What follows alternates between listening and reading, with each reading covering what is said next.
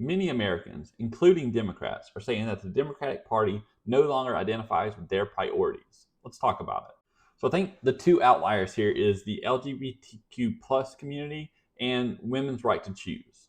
First, with the LGBTQ plus community, you have 5.5% of Americans that identify as part of that community. And I hate to say it, but if you base your entire political party around 5.5% of any community, you're not going to win very many elections. And then if you look at the women's right to choose, you're only looking at 14% of women that have chosen to get rid of their babies. So at a total, you're looking at 19% of the entire American populace that you've based 90% of your Democratic platform, 90% of your outward speech on covering.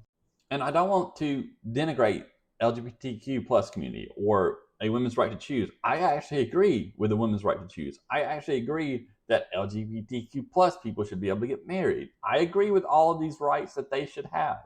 But the problem is, if you base your entire political speech, your entire political platform on only 19% of Americans, you're going to lose, and you're going to lose big.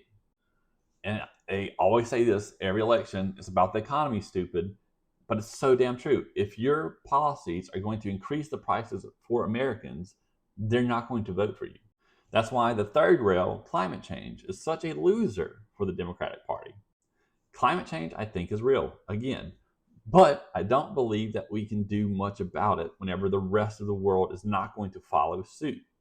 When you can't prevent China from pumping 3 times the amount of CO2 in the air as the American populace, you're just not going to do much when it comes to climate change by crippling our economy while they continue to pump away.